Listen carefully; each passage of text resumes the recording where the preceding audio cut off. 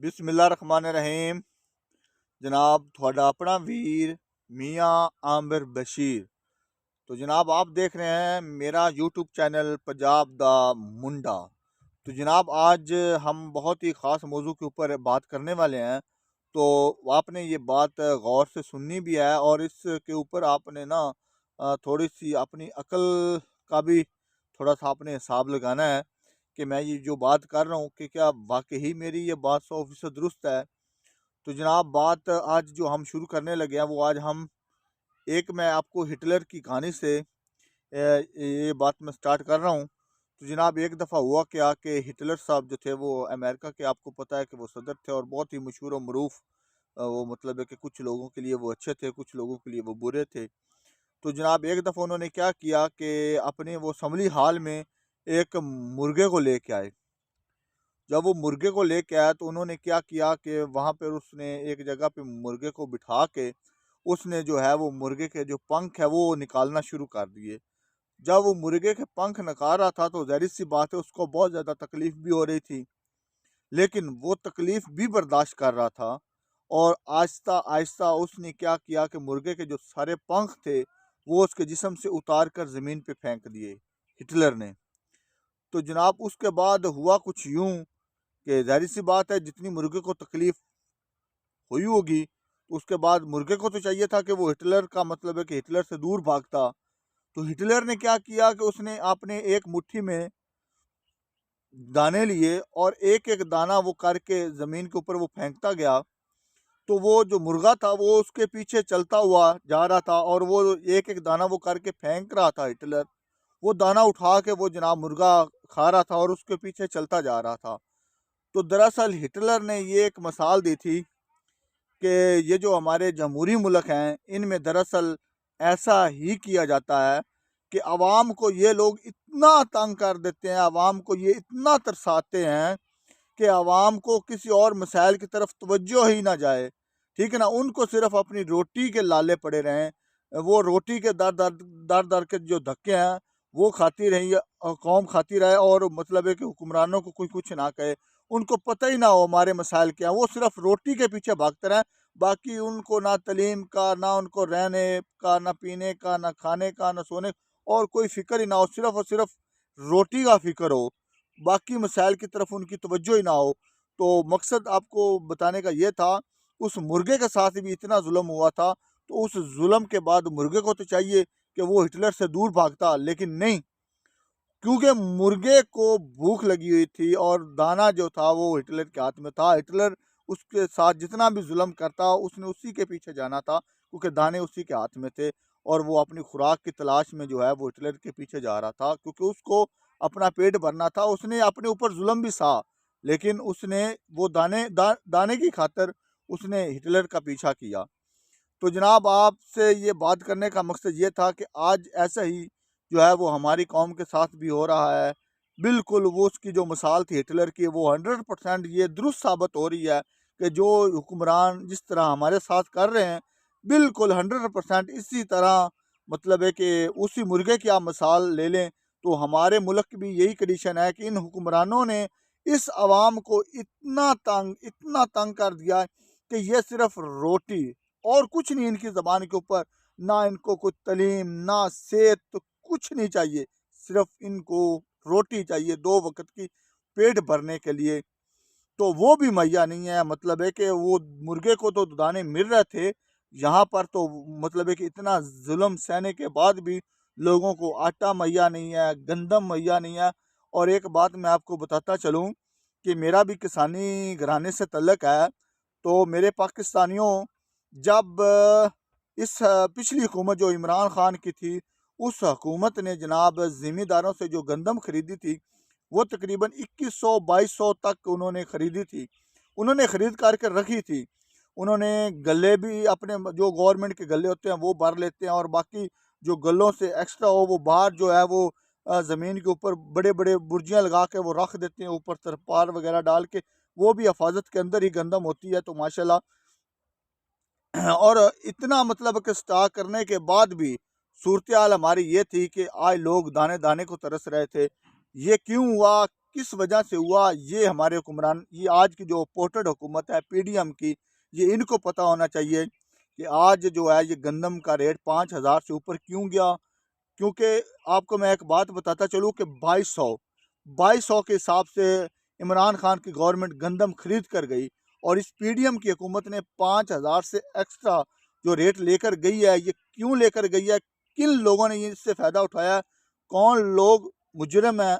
ज़ाहिर सी बात है हुकूमत भी जो है वो भी फ़ायदा उठा रही है, और जो स्टाकिया है सबसे बड़ा फ़ायदा तो वो उठा रहा है। बेचारा ज़िम्मेदार सारे खर्चे करने के बावजूद, सारे खर्चे, उसका खाद का आप लगा लें, मतलब है कि पानी, स्प्रे, फिर उसको जब वो कटाई होती है उसका खर्चा, उसके बाद जनाब मंडी तक अपनी फसल को लेके जाना, ये सारा प्रोसीजर जो है वो ज़िम्मेदार करता है। तो वहाँ पर जाकर ज़िम्मेदार कितने में बेच रहा है? 2200। सारा खर्चा उस 2200 के अंदर, मतलब कि खर्चा करके वो 2200 के हिसाब से रेट ले रहा है गंदम का। तो आज जो गंदम का रेट है वो तकरीबन 4800 5000 के करीब है। तो उस हिसाब से देखा जाए तो मेरा ख्याल है कि इस वक्त जो हुकूमत है वो फ़ी मन के ऊपर 2800 रुपया, एक स्टाकिया और हुकूमत दोनों मिल के एक मन के ऊपर 2800 रुपया मुनाफा ले रहे हैं। उन्होंने किया कुछ नहीं है, सिर्फ मंडी से गंदम उठाई है और जाकर अपने गोदाम में रख दिया है। ना उन्होंने पानी फसलों को लगाया, ना उन्होंने खाद डाली, ना स्प्रे की, ना कटाई का जंजल, कुछ भी नहीं करना पड़ा। सिर्फ मंडी से गंदम खरीदी और जाकर अपने स्टोरों में लगा दी। उसके बाद बिल्कुल वो आराम से वो जनाब मज़े की नींद वो सो गए। और जब उनको पता चला कि 5,000 रेट हो गया, तो आज वो मंडी में लाकर या मार्केट में लाकर वो गंदम बेच रहे हैं, तो वो जनाब 2800 रुपया ले रहे हैं। तो अफ़सोस की बात है कि एक हमारा ज़िम्मेदार वो रोता रहा, और मतलब रोता क्या रहा उस वक़्त, तो ज़िम्मेदार के हिसाब से ज़िम्मेदार को रेट ठीक मिल गया था। लेकिन आज रेट क्यों ज़्यादा हुआ, किसको मुनाफ़ा दिया गया, इसके पीछे क्या मुहरक़ात हैं, ये ये हुकूमत वक़्त से ये सवाल है कि ये ऐसा क्यों हुआ, किस वजह से हुआ, ये इस वक़्त की जो पीडीएम की हुकूमत है ये जवाब दे। तो मेरे दोस्तों, आपसे बात करने का मकसद ये था कि अपने आप को, आज़ादी जो है ना, आज़ादी बहुत बड़ी नेमत है। अपने आप को कब तक गुलाम हम बना कर रखेंगे? हमें अपनी सफ़ों में इत्तेहाद पैदा करना पड़ेगा। जब तक हम अपनी सफ़ों में इत्तेहाद नहीं पैदा करेंगे, हमारा मुल्क जो है वो तरक्की नहीं कर सकता। मैं एक बात बताता चलूँ, जब तक हम अपनी किसानी को प्रमोट नहीं करेंगे, जब तक हम अपने किसान को सपोर्ट नहीं करेंगे, जब तक हमारा किसान तरक्की नहीं करेगा, तो यकीन जानो जी कि पाकिस्तान तरक्की नहीं कर सकता। पाकिस्तान की तरक्की जुड़ी है किसान के साथ। अगर किसान की तरक्की है तो पाकिस्तान की तरक्की है। तो फिर आपकी आईएमएफ से भी जो जान छुड़वा सकता है वो किसान है, और बाकी जो आपकी जितनी भी ज़रूरियात हैं वो मुल्क की हो, मुल्क से बाहर भेजनी हो, सब कुछ तो आपको किसान, मतलब है कि उगा के भी दे रहा है। पैदावार जो है उसकी, मतलब है कि जितनी भी ये फसलों की पैदावार है, ये हुकूमत थोड़ा सा सपोर्ट करे किसान की, तो किसान बहुत कुछ कर सकता है। किसान के बलबूते पे ही पाकिस्तान जो है वो तरक्की की मंजिलें तय कर सकता है।